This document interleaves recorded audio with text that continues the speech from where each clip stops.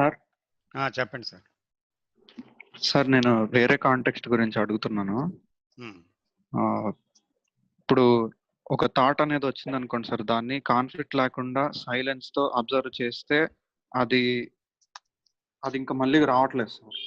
ఇప్పుడు కోపం అనేది వచ్చింది అనుకోండి, అంటే ఒక చిన్న ఇన్సిడెంట్ మీద కోపం వచ్చింది, దాన్ని సైలెంట్ గా మొత్తం అబ్జర్వ్ చేస్తే అది మళ్ళీ రావట్లేదు సార్. కానీ కోపం అనేది మొత్తానికి వస్తుంది, మళ్ళీ వేరే విషయం మీద వేరే రూపంలో వస్తుంది.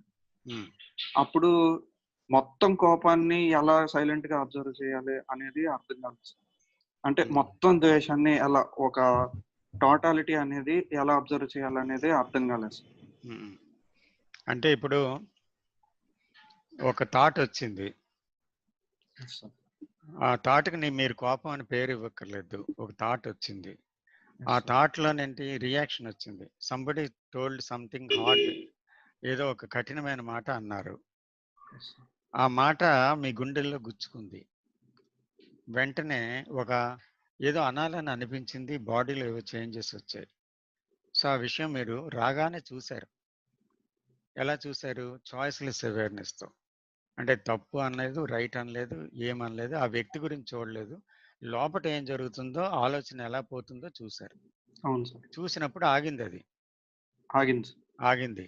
అయితే మళ్ళీ రాదని కాదు, అయితే మళ్ళీ కొంతసేపు పోయిన తర్వాత మళ్ళీ ఏదైనా ఒకటి జరిగినప్పుడు సందర్భంలో మళ్ళీ వచ్చింది, మళ్ళీ చూశారు, మళ్ళీ పోయింది. అంటే మీరు అడుగుతున్న ప్రశ్న ఏంటంటే, అది ఎండ్లెస్ గా ఉంది. ఉండండి ఉండండి ఉండండి ఉండండి ఆగండి, నేను మీరు చెప్పిన వరకు విన్నాను కదా, నేను చెప్పిన వరకు వినండి. Answer will get you. అంటే మనకి తొందరపాటు ఉంటుందన్నమాట. నాకు అర్థమైంది మీరు చెప్పిందంతా. ఇప్పుడు ఏ విషయమైనా చూస్తే ఆగుతుంది, పోతుంది, మళ్ళీ అది వస్తుంది, మళ్ళీ చూస్తున్నారు, మళ్ళీ పోతుంది. అది భయం అవని, కోపం అవని, ఏదో అని. అయితే టోటల్గా కోపం పోవడం ఏంటి, లేకపోతే టోటల్గా భయం పోవడం ఏంటి? కంటెంట్లో, ఆ కాన్షియస్నెస్లో కంటెంట్ ఉంది కదా, అది హోల్గా చూడడం ఎలాగా, ఇది మీ ప్రశ్న. I have understood completely. So ఇప్పుడు ఏమంటే, ఈ నేను అనేది సెల్ఫ్ ఉంది కదండి, నేను అనే ఈగో, ఆ సెంటర్ గురించి, ఆ సెంటర్ తోటే మనం ఫంక్షన్ చేస్తున్నాం. మీకు తెలుసు ఆ సెంటర్ గురించి, నాకు తెలుసు. అలా చూసిన ప్రతి ఒక్కరికి సెంటర్ నుంచే పనిచేస్తున్నామని తెలుసు. సో నేను లేకుండా, అంటే ఒక చెట్టు యొక్క మూలం లేకుండా దాని శాఖలు, దాని ఆకులు ఉంటాయా? ఉండవు. కొమ్మలు ఉండవు, ఆకులు ఉండవు, ఏ ఉండవు. మూలపు వేరు ఉండాలి కంప్లీట్గా. సో ఆ మూలం నుంచి ఈ కోపం అని, భయం అని, లేకపోతే మరొక ద్వేషం అని ఉంది. మళ్ళీ ఆ కోపం అనే ఒక కొమ్మని నరికితే మళ్ళీ ఆ కోపం అనే ఒక కొమ్మే మళ్ళీ లెగుస్తూ ఉంటుంది మళ్ళీ. ఎందుకంటే వేరుంది అక్కడ, మళ్ళీ చిగురిస్తుంది. సో కాబట్టి ఆ మూల వేరు ఏమిటి? కోపం కాదు, భయం కాదు, ద్వేషం కాదు, కానీ అన్నిటినీ పుట్టించే మూల వేరు ఏమిటి? That we have to understand. అంటే వచ్చినప్పుడు చూస్తున్నా అది పోతుంది, అది వేరే విషయం. కానీ దాని మూల వేరేంటి? అసలు ఆ మూల వేరుని ఎలా చూడాలి? చాలా ఇంపార్టెంట్ క్వశ్చన్ మీరు అడిగింది, చాలా ప్రధానమైన ప్రశ్న. అయితే ఆ మూల వేరుని ఎలా చూడగలమంటే, ఇప్పుడు there must be an understanding of the self, then the మూల వేరు తెగిపోతుంది. So how can you understand the self? మీరు ఎలాగ అర్థం చేసుకోగలరు? మీ ఆలోచనలతో దాన్ని అర్థం చేసుకుంటారా? అర్థం చేసుకుంటే అది ఆలోచనల యొక్క స్వరూపమే నేను. మళ్ళీ ఆలోచనతో దాన్ని ఎలాగ అర్థం చేసుకుంటారు? అది ఇంపాసిబుల్. అది ఆలోచనతో అర్థం చేసుకున్నారనుకోండి, అది ఇన్కంప్లీట్. ఇంకొక ఇన్కంప్లీట్ కూడా అది. ఎందుకంటే ఆలోచన అర్థం చేసుకోలేదు. ఎందుకంటే అది ఒక లిమిటెడ్ ఫీల్డ్లోనే అర్థం చేసుకోగలదు, కాబట్టి అది అండర్స్టాండింగ్ కానే కాదు. But we know understanding as thought తోటే అండర్స్టాండింగ్ అనేది మనసుకు తెలుసు, మరి వేరే విషయం తెలియదు దానికి. సో ఎనీథింగ్ ప్రజెంట్ చేయండి, ఆలోచనతోటే గత జ్ఞానంతోటే మనం అర్థం చేసుకోవడానికి ప్రయత్నిస్తాం. ఇది కూడా అలాగే ప్రయత్నిస్తుంది. అంటే మూలాన్ని ఎలాగ నేను అర్థం చేసుకోవాలి అని చూస్తుంది ముందు. సో అక్కడ మూలాన్ని ఈ థాట్ అర్థం చేసుకోలేదు.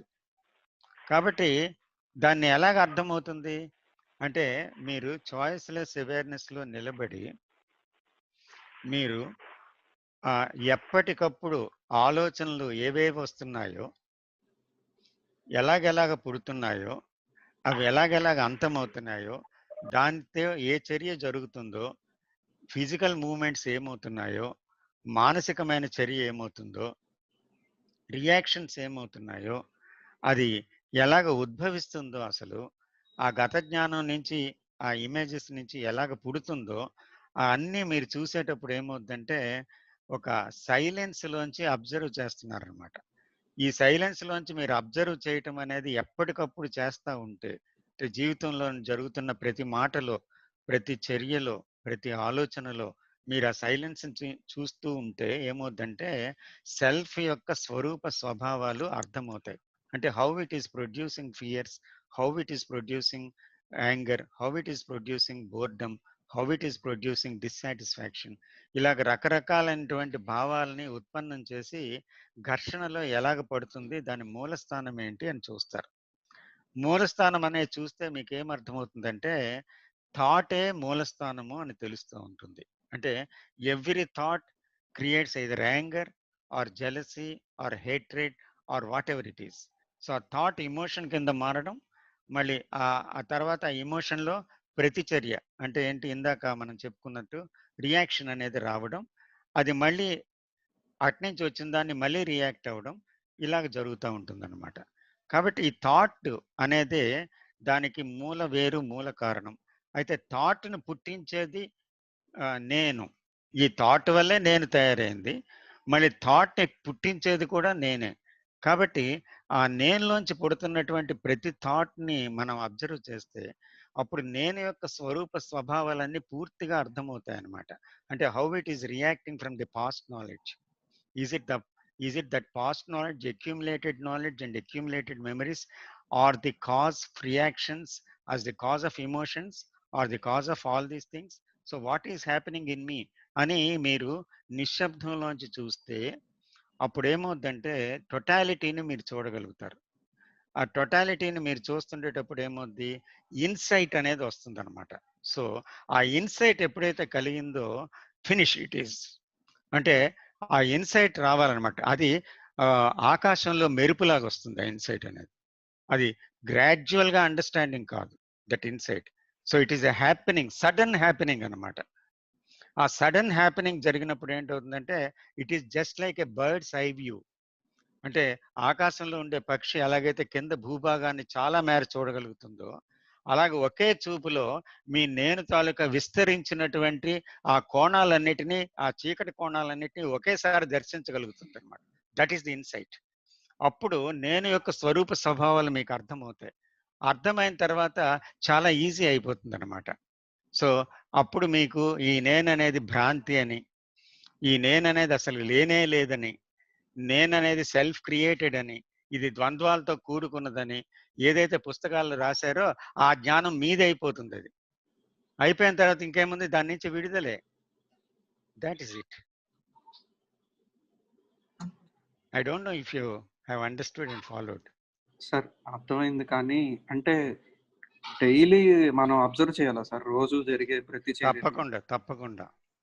అట్లా కొన్ని రోజులు చేశాక మనకి ఏదో ఒక రోజున అర్థం అవుతుంది. సడన్ గా జరుగుతుంది అనమాట. అంటే ఈ అర్ధరాత్రి జరిగిపోదు ఏది.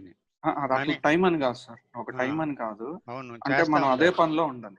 Yes, that is the most important work for the human being out of all the things. జీవితాన్నే ఫణంగా పెట్టాలి దానికోసం.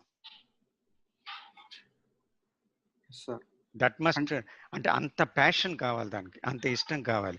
అప్పుడు ఇష్టం ఉందనుకోండి శ్రమ ఉండదు, అందులో ప్రయత్నం ఉండదు. ఏదైనా పూర్తిగా ఇష్టపడితే అప్పుడు ఇష్టంలో ప్రయత్నం ఉండదు, ఆటోమేటిక్గా మీరు చూస్తారు. సో దాని అవసరం తెలియాలి మీకు, దాని మీద ఇష్టపడాలి, అప్పుడు దాని మీద ప్యాషన్ పుడుతుంది. ఆ ప్యాషన్లో న్యాచురల్గా మీరు చూడడం అనేది సంభవిస్తుంది అనమాట. అప్పుడు రిజల్ట్ కూడా ఎప్పుడు వస్తుందని మీరు అడగరు. ఎప్పుడు వస్తుంది, ఎంతకాలం పడుతుంది అనేది కూడా మళ్ళీ సెల్ఫ్ నుంచి వచ్చిన ప్రశ్న. ఎందుకంటే చూడడంలోనే మీకు ఆ చూడడంలోనే గడిచిపోతుంది అనమాట కాలం. అంటే అక్కడ ఎలా చూడాలి, ఎప్పుడు చూడాలి, ఇప్పుడు కూడా చూడాలా, ఎంతకని చూస్తాం, లేకపోతే భవిష్యత్తులో ఎప్పటికి అది సాధ్యమవుతుంది, ఇవన్నీ ప్రశ్నలు కూడా సెల్ఫ్ నుంచి వచ్చినవి అనమాట. సో చూస్తూ ఉంటాం కదా, చూస్తూ ఉంటే సడన్ గా ఒక రోజు ఆ ఇన్సైట్ అనేది కలిగిపోతుంది అనమాట. ఎందుకంటే 2 విషయాలు అనమాట ఇక్కడ జరుగుతాయి. ఒకటి, మీరు చూస్తుండేటప్పుడు థాట్ ఆగిపోతుంది, అది మీకు తెలుసు. రెండోది, thought will reveal its own story, అది రెండోది. అంటే దాని కథ అది చెప్పడం మొదలు పెడుతుంది, అప్పుడు మీరు వింటారు అంతే. ఆ వినడంలోనే ఫ్రీడమ్ వస్తుంది. That will also happen. ఒక చిన్న విషయాన్ని చూసినప్పుడు మాత్రం అలా జరుగుతుంది సార్. అంటే ఇలాగ ఇది చాలా పెద్ద ప్రాసెస్ అని ఇప్పుడు మీరు చెప్తేనే అర్థమైంది. అవును అవును. Thank you sir. Welcome sir. Sir నమస్తే సార్.